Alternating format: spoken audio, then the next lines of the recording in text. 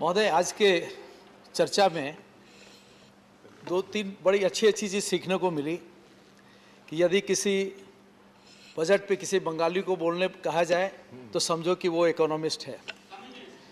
यदि कोई बजट बनाने वाला चाहिए अच्छा तो समझिए वो कोई हरियाणा वाला होगा। मैं इसमें एक बात जोड़ना चाहता हूँ छोटी सी, यदि आपको बजट प्रॉफिट का बनाना हो घाटे की जगह तो एक मारवाड़ी को बुला लीजिएगा, और गुजराती भी चाहिए। गुजराती हो तो और उत्तम। महोदय, प्रियंका जी ने एक बात कही बुलेट की। इस देश में एक बहुत गरीब परिवार में एक व्यक्ति पैदा होता है, बड़ा होता है और अपनी मेहनत के बल पे, अपनी निष्ठा के बल पे देश के एक बहुत ऊंची कुर्सी पे बैठता है। महोदय, वो उस धातु का बना होता है जिसको जितना तपाओ वो उतना निखरता है। महोदय, वो ऐसा व्यक्ति है who can bite the bullet, who doesn't dodge the bullet, but who can also digest the bullet. और महोदय, वो आदमी है नरेंद्र मोदी। जब से उन्होंने राजनीति में, एक्टिव राजनीति में कदम उठाया सन 2000, तब से वो क्या कर रहा है, शब्दों के हर तरह के प्रहार ही तो झेल रहा है और जैसे जैसे प्रहार बढ़ते गए वैसे वैसे उसकी प्रतिभा निखरती गई। और आज जब हम देश के इस मुकाम पे और जब उसके देश के प्रधानमंत्री के तौर पे 7वां वर्ष गुजर रहा है, हम देख रहे हैं कि विश्व के सारे लोग उसे एक वैश्विक नेता के रूप में स्वीकार कर रहे हैं। कोई को इससे अच्छा लगे, कोई को जलन हो, वो उनकी समस्या है, विश्व की समस्या नहीं है और हमारी तो बिल्कुल ही नहीं है। महोदय, अभी लोगों ने कहा, चूंकि समय कम है इसलिए मैं ज़्यादा उदाहरण नहीं दूंगा, लोगों ने कहा हमने तुम्हें वोट दिया, तुमने क्या दिया। महोदय, लोगों ने हमें वोट दिया, हमने उसे आयुष्मान दिया। महोदय, सारे जिला, देश के सारे जिला में पब्लिक हेल्थ लैब बनाने का वायदा किया और बना भी रहे हैं। महोदय, 1 करोड़ लोगों को अटल पेंशन योजना के द्वारा हमने मदद कराई है। बहुत सारी योजनाएं जिसके बारे में बहुत लोग चर्चा कर चुके हैं, मैं रिपीट नहीं करना चाहता हूं महोदय। लेकिन अगर लोग ये पूछते हैं कि अगर इस देश ने विश्वास जताया है इस सरकार पे तो क्या दिया। अभी कल मैं चिदम्बरम जी को सुन रहा था और उन्होंने एक अच्छी बात कही। हमारे साथी इन्होंने भी कहा कि डायरेक्ट टैक्स कोड के बारे में। महोदय, इस देश में इनकम टैक्स में सुधार की बातें बहुत दिनों से चली आ रही है, बहुत सारे कानून में सुधार की बातें बहुत दिनों से चली आ रही है। मैं केवल एक उदाहरण देना चाहता हूं, कंपनीज एक्ट 2013 जो पिछली सरकार ने बनाया था। महोदय, उस कानून के तहत जितने देश के कॉरपोरेट टैक्स में कर्मचारी पदाधिकारी थे, सारे के सारे आपराधिक श्रेणी में आ गए थे और उसके बाद में पिछले 5-7 साल में 100 से अधिक अमेंडमेंट हो चुके। जब आप कल परसों नए कानून के, जीएसटी कानून के बारे में बात हो रही थी, बिल्कुल नया कानून है, बहुत सारे अमेंडमेंट हैं। मैं भी उसका पक्षधर नहीं हूं कि बार बार अमेंडमेंट होना चाहिए, लेकिन एक नया कानून जिसकी कोई कल्पना नहीं थी, यदि उसमें आवश्यकता अनुसार दिक्कत को देखते हुए उस स्पीड ब्रेकर को क्रॉस करने के लिए संशोधन करना पड़े तो क्या कसूर है। महोदय, ये मैं बोल सकता हूं कि ये सरकार करों के मामले में, कानूनों के मामले में बहुत स्पष्ट नीति रखती है। यदि हमने 58 से अधिक पुराने कानूनों को ख़त्म कर दिया, जब हम लेबर के मामले में 13 केंद्रीय और राज्य करों को मिलाकर के एक जीएसटी ले आए बहुत हिम्मत के साथ, जब 3 लेबर कोड में 25 से अधिक केंद्रीय कानूनों को समावेश कर दिया, तो महोदय, इस देश में यदि इनकम टैक्स का जो कोड कि जो उन्होंने विपक्ष के तौर पे उन्होंने सुझाव दिया, बहुत अच्छा सुझाव है ये, यदि कोई इस देश में इनकम टैक्स का नया कोड ला सकता है तो मैं कहता हूँ यही सरकार ला सकती है और यही सरकार लाएगी, ऐसा मेरा मानना है। महोदय, जीएसटी के मुआवजे के बारे में बात कर रहे थे। मैं केवल एक बात का उल्लेख करना चाहूँगा कि जीएसटी आने के पहले सारे राज्यों के अपने अपने रेवेन्यूज़ थे जो जीएसटी में समा गए थे और जीएसटी में स्वर्गीय अरुण जेटली जी ने बहुत हिम्मत करके 14% हर साल वृद्धि का वायदा करके एक आम सहमति बनाई थी, जिस कारण से इस देश में व्यापार करना इतना आसान हुआ। बहुत बड़ा कदम था, बहुत हिम्मत वाला कदम था। मैं तो बधाई देना चाहूँगा इस सरकार को कि इस विपत्ति के समय भी कभी भी इस सरकार ने नहीं बोला कि हम ये नहीं दे पाएंगे, इससे हमको कुछ कंसेशन चाहिए, कभी नहीं बोला। हाँ, दिक्कत थी, कुछ आगे पीछे देने की दिक्कत थी जो उन्होंने स्वीकार किया, और मैं समझता हूं राज्यों को भी इसकी आलोचना नहीं करनी चाहिए, स्वीकार करनी चाहिए। हाँ, उनकी अपेक्षा कुछ और है, वो जीएसटी काउंसिल देख रही है। महोदय, यदि 14% उनकी वृद्धि निश्चित तौर पे मिल रही है पिछले 5-7 सालों से, और जब उसके पहले जब जीएसटी नहीं था औसत वृद्धि 5-7% होती थी राज्यों के करों की, तो महोदय आप अनुमान कर सकते हैं इससे उनको फायदा हुआ कि कम हुआ। लेकिन जिन राज्यों को ज़्यादा फायदा हुआ है, दुखद स्थिति ये है महोदय, सबसे ज़्यादा आलोचना वही राज्य कर रहे हैं। महोदय, जब फेसलेस असेसमेंट की बात उठा रहे हैं तो ये बात सही है कि सामने चेहरा दिखता नहीं।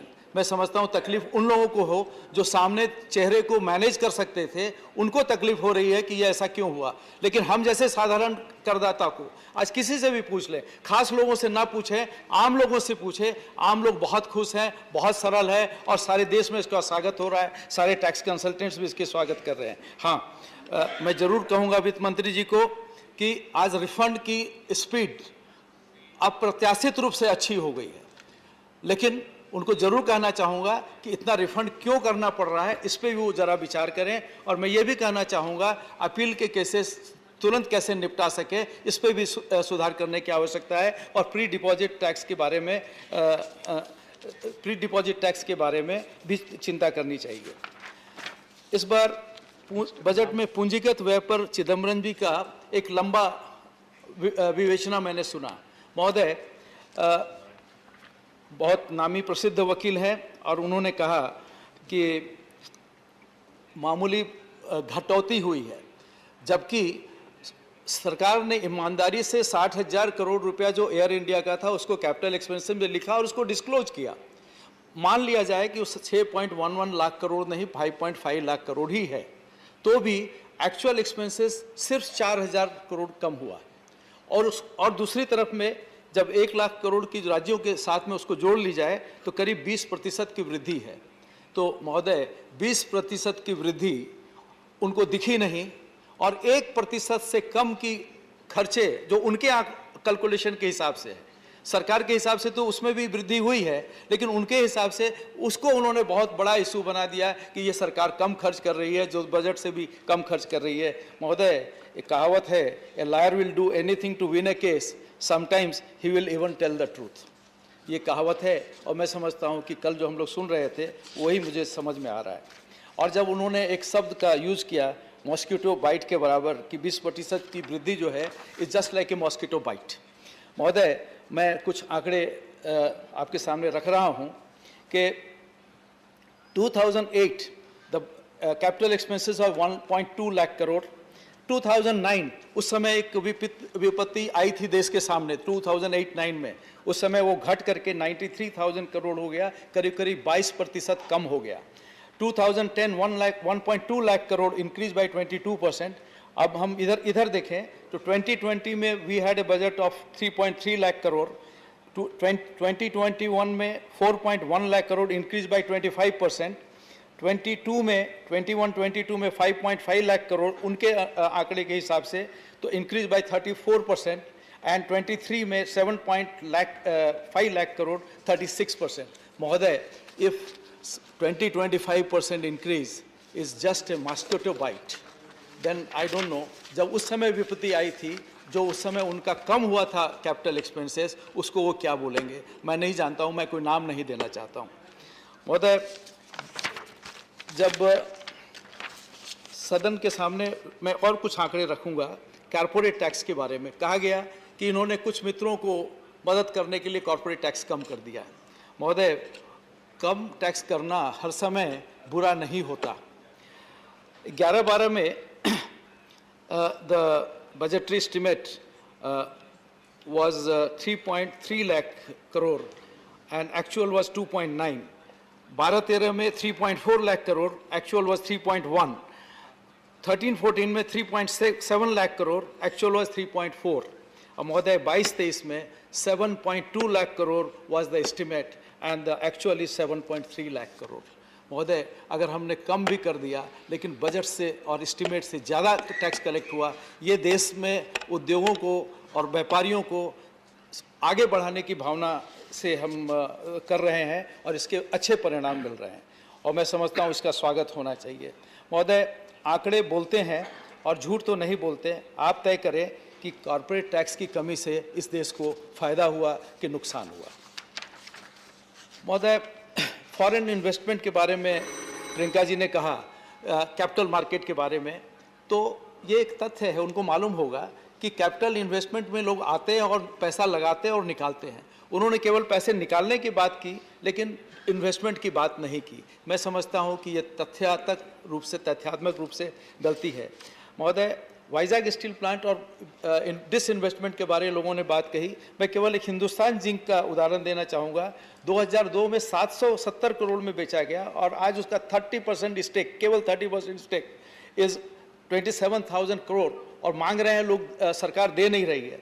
और 2002 में 70 करोड़ के शुद्ध लाभ के जगह आज 8,000 करोड़ रुपया का उस कंपनी को फायदा हो रहा है, जिसमें कॉर्पोरेट टैक्स भी सरकार को मिल रहा है। महोदय, disinvestment is not a bad, अब तक का एक्सपीरियंस, बैड डिसीजन जो अब तक का है।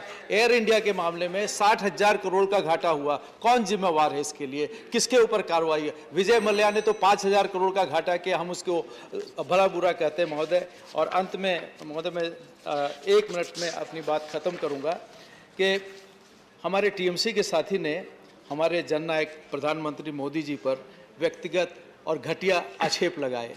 महोदय, ये दुख का विषय है। मैं समझता हूँ उनका जीवन एक खुली किताब है, उनके आर्थिक मामले सबको मालूम है, उनकी बैलेंस शीट सबके सामने है, उनके निजी एसेट, निजी व्यवहार, उनके परिवार का आचरण सबको मालूम है। कम से कम एक व्यक्ति को तो उसकी ईमानदारी की सज़ा न दें। मैं इस सदन के माध्यम से उनसे आग्रह करूँगा। और महोदय, एक कहावत है, the man is not made for defeat, और यह राष्ट्र भी ऐसा है। हम एक अर्थव्यवस्था के रूप में अत्यधिक दबाव में थे, लेकिन कभी हमने युद्ध का मैदान नहीं छोड़ा, और मुझे यकीन है सभी बाधाओं के बावजूद हम सभी के लिए विकास जारी रखेंगे। धन्यवाद महोदय। धन्यवाद महेश जी। अब माननीय मंत्री जी का जवाब।